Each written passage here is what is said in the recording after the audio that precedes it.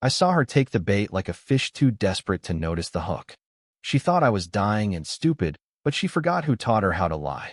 My name is Richard Emery, 84 years old, once a Wall Street wolf, now an old man with trembling hands and sharp eyes. I don't walk well anymore, but I never stopped watching. People think that with age comes softness, but they forget age also brings clarity, especially when you've been betrayed before. I started this game the day my doctor told me I had 6 months left to live. 6 months. That's all it took to reveal who loved me and who loved my money. My daughter, Emily, was the first to visit me when she heard the news. She hadn't been to the house in almost a year.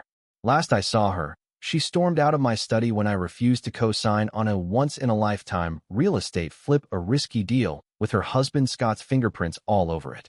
I had said no. She'd said, "You'll regret this when you're dead."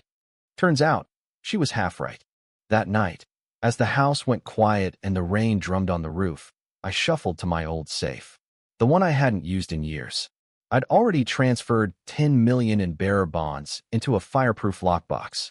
No paper trail, no digital breadcrumbs. I placed the box in the safe, turned the dial, and smiled to myself. Then I called Emily. "Hey, sweetheart," I said. "Listen, I don't know how much time I've got, but I've put something aside for you. It's in the study. The old safe, remember?" There was a pause, a beat of silence on the other end. Then a rush of warm affection. "Dad, I'm coming first thing in the morning. I love you." "Of course you do." She arrived the next day around noon, humming some forgotten lullaby she used to sing to her son, Jeremy. He's in college now. Barely calls her anymore. I guess that's what karma feels like. "Dad," she said, kneeling beside my chair and taking my liver-spotted hand. "You look tired. You should be resting." I studied her carefully. There was a gentle concern in her voice, but her eyes darted to the study door 3 times in under a minute. "You found the safe?" I asked. Her lips twitched, as if resisting a grin. "I thought you said it was for me." "I did. And you don't want to open it with me?" "No need." I turned away and coughed real this time. "The illness is real. The rest? That's just good theater." Later that evening, I pretended to nap in my recliner while she tiptoed into the study. I didn't need to spy. I knew her too well. Every step was predictable. She'd open it, peek inside, and take mental inventory. Maybe she wouldn't touch it. Maybe she would. Either way, she'd go home, plan, and come back with a story, some reason why she needed the box sooner than I planned to give it. What I didn't expect was that she wouldn't come back at all. Not the next day. Not the day after. No calls. No texts. Nothing. Just silence. 2 days later, Scott called me. He was frantic. "Rich, have you seen Emily?" I kept my voice steady. "She came by Tuesday.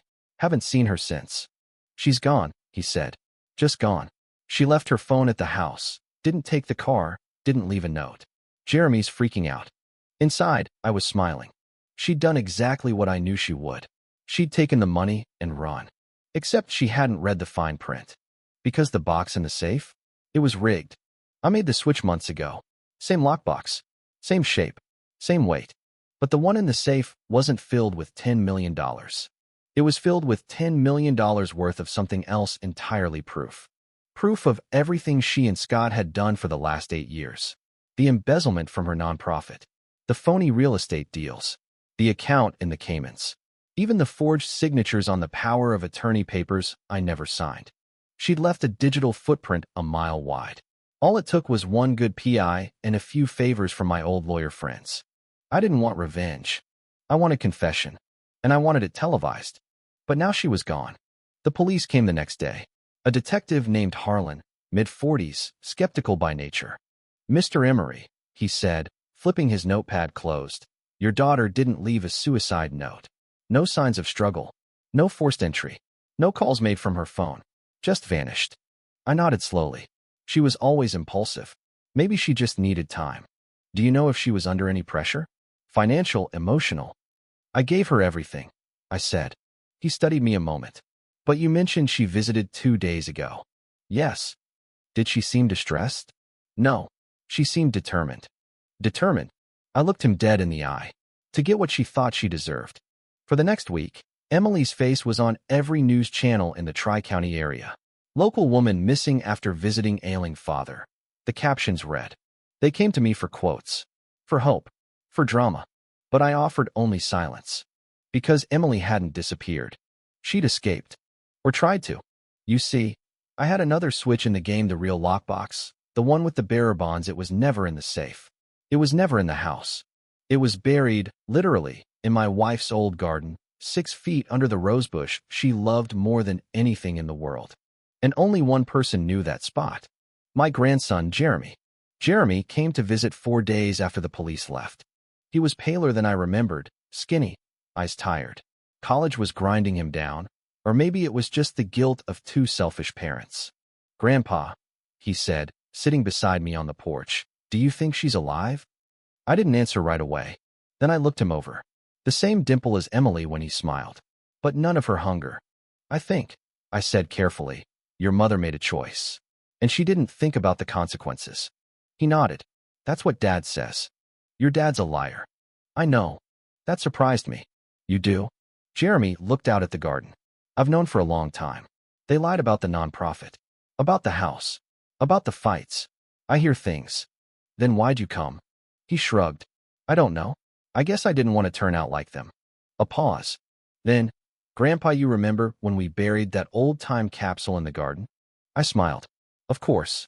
He leaned in. "Is that still just a time capsule?" I stared at him, long and hard. And then I said, "Maybe it's more than that." Jeremy didn't speak again for a while. He just sat with me, staring at the garden, hands folded in his lap like he was waiting for something. I watched him from the corner of my eye, trying to read his silence. It wasn't easy. The boy had grown into a man in the blink of an eye, and I'd missed most of it. "Did they ever tell you what that capsule was for?" I asked after a long moment. He shook his head.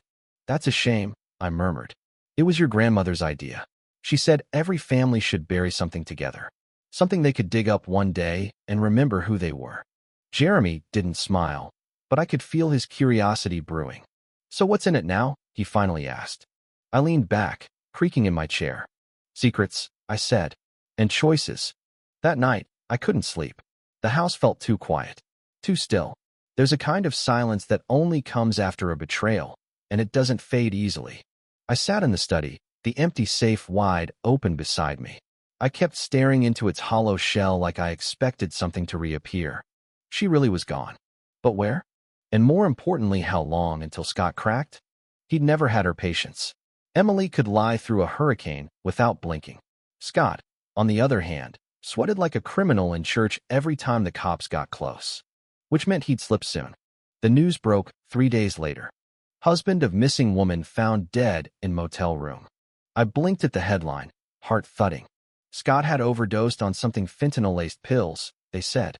Left behind a half-finished note, some rambling apology about letting her go too far. The police called it accidental, but I knew better. Scott didn't die by accident. He died under the weight of a secret he couldn't carry. Emily's disappearance wasn't just a runaway act anymore. It was a ticking time bomb. And someone out there was getting nervous. That evening, I heard the doorbell ring. Not many visitors came by these days. Most of my friends were dead or dying. The few left knew better than to show up unannounced. When I opened the door, I expected a delivery or maybe the pastor's assistant checking in again. But it was her, Emily, standing there in a raincoat, her face pale and hollow, her eyes darting like a cornered animal. "Dad," she whispered. I didn't know where else to go. I let her in without a word. She looked thinner, twitchier, like she hadn't slept since the night she took the box. She hovered in the entryway like a ghost, unsure if it belonged among the living. I gestured toward the living room. She sat down on the edge of the couch, back straight, hands wringing in her lap. "I didn't open the box," she said. I raised an eyebrow. "Really?" "I wanted to," she admitted. "I thought about it every second. But something didn't feel right." I watched her carefully. She looked up, eyes shining. "I've made mistakes, Dad, but I never stopped being your daughter. Is that why you vanished without a word?" She winced. I needed to think. Scott wanted to take it and run. I didn't. We fought. You disappeared. I was scared. You lied. Her voice cracked. I was wrong. Silence stretched between us, thick and bitter. Finally, I asked, "Do you know what was in that box?" She shook her head. "Evidence," I said, "of every crime you and your husband ever committed." Her lips parted, breath catching. You were watching us?" "Always." She closed her eyes. I didn't take $1, Dad. I swear. I just what? I wanted to believe there was still a way back. I should have thrown her out. I should have called the police and handed over the real box and let justice burn what was left of her name. But I didn't. Because for all her sins, Emily was still the girl who used to draw me stick figures on my birthday cards. She was still the voice I heard singing lullabies down the hall at night. She was still my daughter. And I wasn't done teaching her lessons. I'm dying, I told her. 6 months. Maybe less. Tears filled her eyes. Real ones, this time. I could tell. I don't want money, she said. Not anymore. I don't want you to hate me. I don't hate you, I said. I pity you. She flinched like I'd slapped her. But you still have one chance, I added. She looked up. Bury the box, I said. In the garden. Where your mother's rose bush used to be. Why there? Because that's where the real gift is buried. Emily didn't ask questions. She just did as I asked. That night, with the moon high and the soil damp from afternoon rain, she dug with trembling hands. And when she hit the second box older, heavier, with the latch sealed shut, she pulled it free like a relic. She stared at me, breathless. This is it. Yes. She hesitated. What if I don't deserve it? You don't. Then I turned away and went inside. The next morning, the box was still unopened. She hadn't even touched it. Instead, she cooked breakfast. Real breakfast, not the frozen junk she used to dump in a skillet. Eggs, bacon, toast. She even found the good coffee beans and ground them by hand. You're not hungry? She asked gently. I'm watching, I said. And I was. She didn't lie that morning. Not once. Didn't sneak a call. Didn't ask about money. Just sat with me on the porch, reading old letters from her mother. I used to think she was weak, Emily confessed. All that poetry. All that kindness. But now I think she was strong. Stronger than me. She forgave easily, I said. Emily nodded. Do you think I can change? I looked at her for a long time. Then I said, that depends on whether you bury the past or keep trying to cash it. That afternoon, Jeremy returned. He paused when he saw his mother on the porch. The tension between them was instant, deep, unsaid. Emily stood. Hey, sweetheart. Jeremy didn't answer. I motioned for them both to sit. You should talk, I said. I have nothing to say to her, Jeremy muttered. Try anyway, I said. For me. They didn't talk much at first. Emily apologized. Jeremy didn't respond. She tried again. And again. He cracked when she mentioned the time she missed his first piano recital because the deal was falling apart. He'd waited hours. Alone. I know, she said softly. I thought I was doing it for you. I see now that I was doing it for me. He didn't forgive her. Not right away. But he stayed. And that was a start. That night, Emily came into my room while I was watching the old camcorder tapes. Family trips. Christmas mornings. Her 7th birthday. I'm leaving tomorrow, she said quietly. I turned down the volume. I don't want to take anything, she added. Not the money. Not the box. Just a photo of Mom. If that's okay. I nodded slowly. She reached into the box at the foot of the bed, pulled out a frame, and held it close. She would have wanted me to do better, she whispered. She still might, I said. Then she kissed my forehead and left the room. The next morning, she was gone. No note.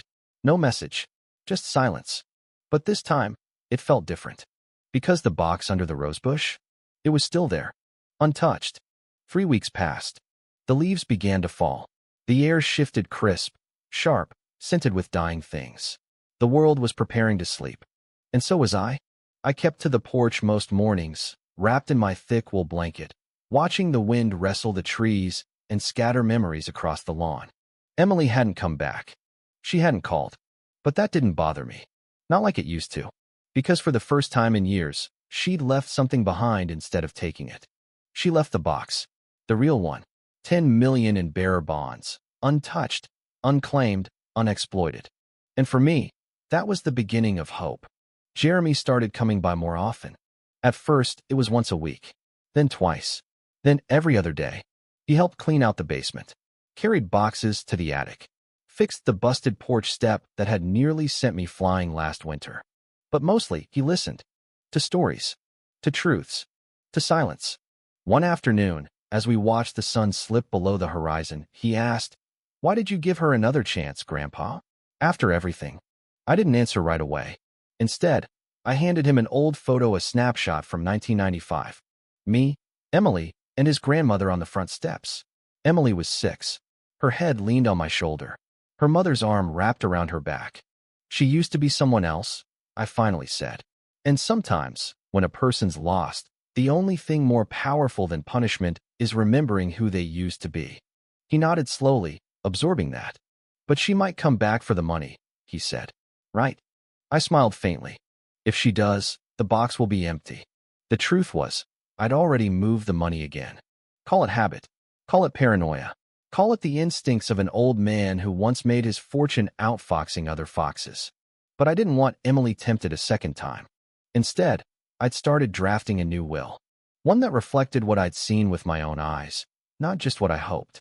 Emily wasn't the heir anymore. Jeremy was. I called my lawyer Evelyn Roth, a firecracker in her 70s with sharper teeth than a divorce court. She arrived in a red coupe with a briefcase and no time for pleasantries. You really want to do this? She asked. Yes. You're giving him everything? Not everything, I said. Just what matters. She studied me over her glasses. Do you trust him? I looked out the window where Jeremy was raking leaves, sweat beading down his neck. Yes, I said, more than I trusted his parents. The will was signed and sealed within the week. And the bearer bonds? They were no longer in a box, no longer in the ground.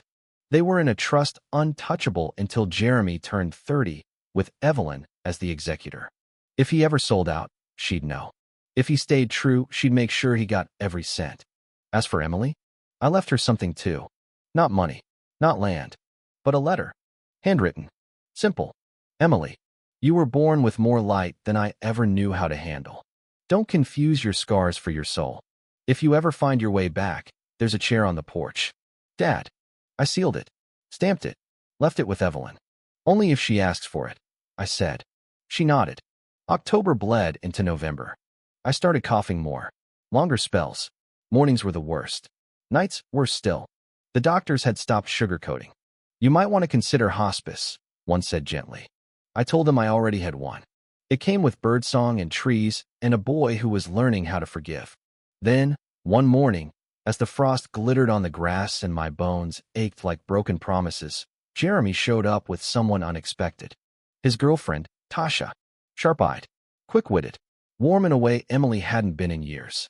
They'd been dating since spring. I just hadn't known. I wanted you to meet her, Jeremy said. Tasha reached out, firm handshake. I've heard a lot about you. Good things, I hope, I rasped. Mostly warnings, she teased. You're apparently terrifying. I laughed a weak, wheezing bark. Then he's learning, I said. The three of us ate breakfast on the porch. Bacon, black coffee, the works. And as I watched them, the way they talked, the way they didn't have to prove anything to each other, I felt something lift in my chest. Maybe the world wasn't broken beyond repair. Maybe the next generation wouldn't repeat our mistakes. Maybe love didn't have to mean leverage.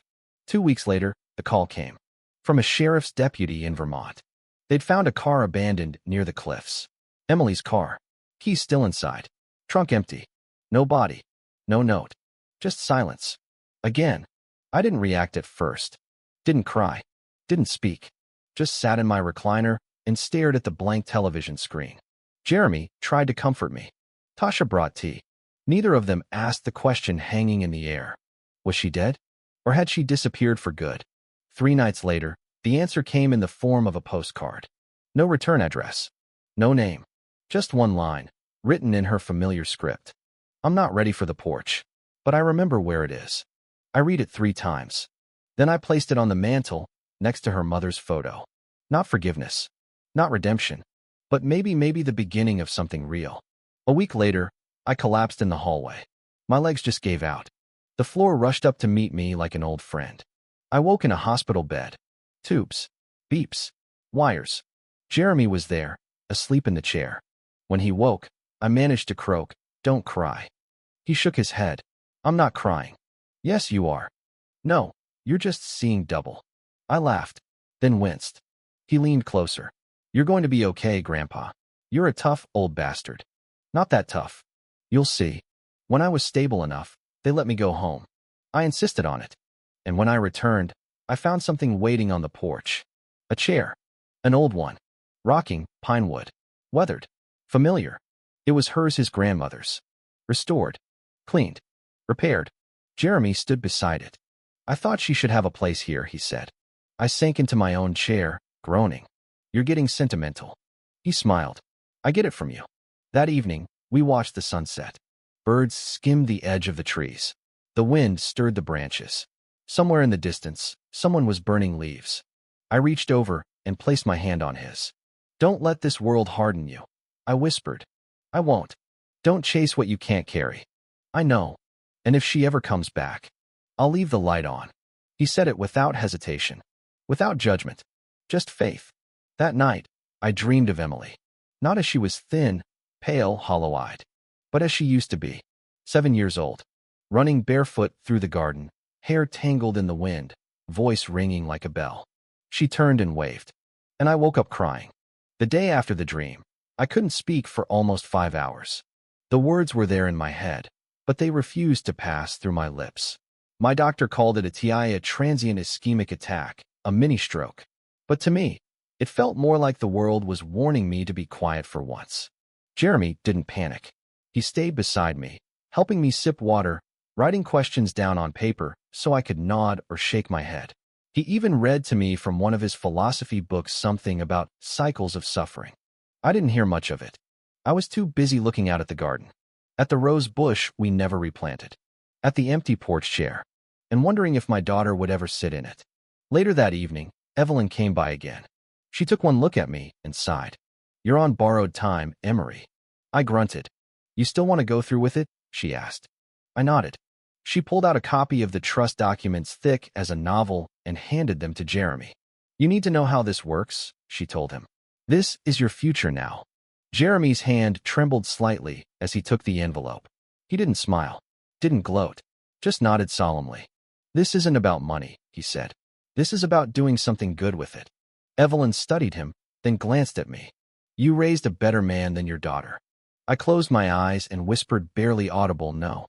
The world did. That night, Jeremy sat by my bedside long after the lights were out. He thought I was asleep, but I wasn't. He whispered something when he thought I couldn't hear. I forgive her. It was so soft, so simple, and yet it echoed in my chest like thunder. The next morning, I asked him for a favor. Dig it up, I said. The box. Yes. But we already moved the bonds. I know. I just want to see it one last time. We walked to the garden together, slow and careful. My cane sank into the earth with each step, but Jeremy stayed close. He dug carefully, dirt flying and clean, practiced scoops until the edge of the lockbox peeked through. He lifted it out, brushed it off, and placed it on the bench beside me. It's lighter, he said. I nodded. He opened it. Inside was the letter. The real one. Not the one I gave to Evelyn, but the one I'd written the night I'd learned I was dying raw, angry, unfinished. I picked it up. Read it again. Emily, you ruined more than money. You ruined trust. You made love feel like a transaction. But I still love you. God help me, I still do. And that's the problem with being a father. You don't get to choose how much you love. I looked at Jeremy. Burn it, I said. Are you sure? Yes. He didn't question me. He fetched a metal bucket, poured a bit of lamp oil inside, and lit a match. The paper curled, blackened, vanished. And with it, a piece of my anger blew away with the wind. The next day, Jeremy told me he was going back to school. Not forever, just a semester. He'd deferred his classes to take care of me, but he said he needed to finish what he started.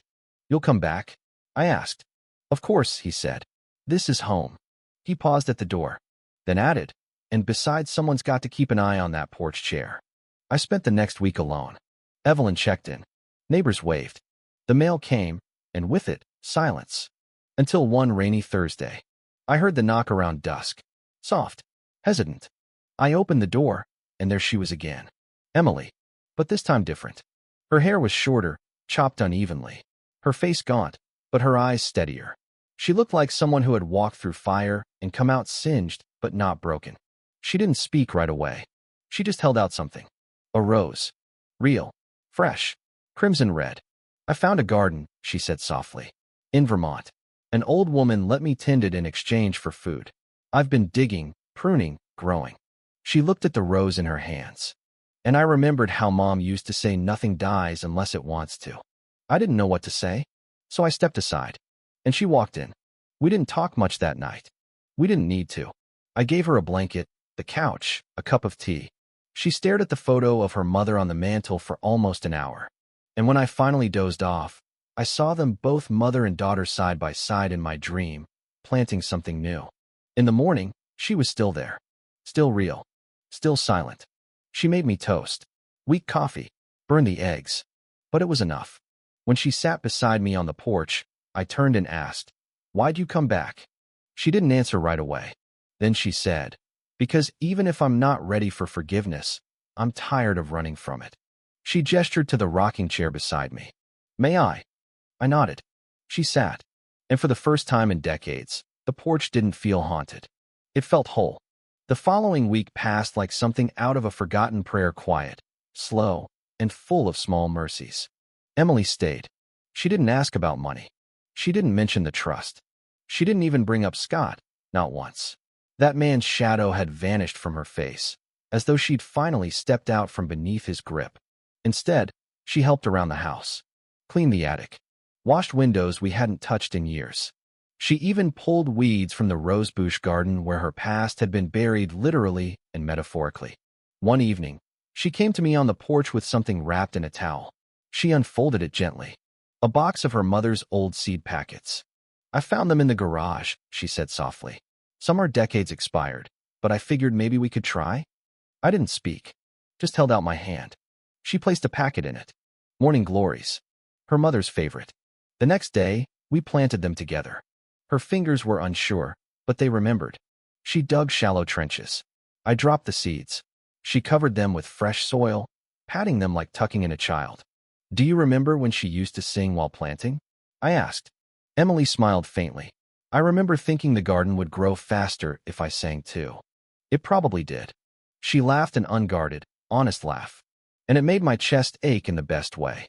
Jeremy came back 2 days before Thanksgiving. He didn't know Emily had returned.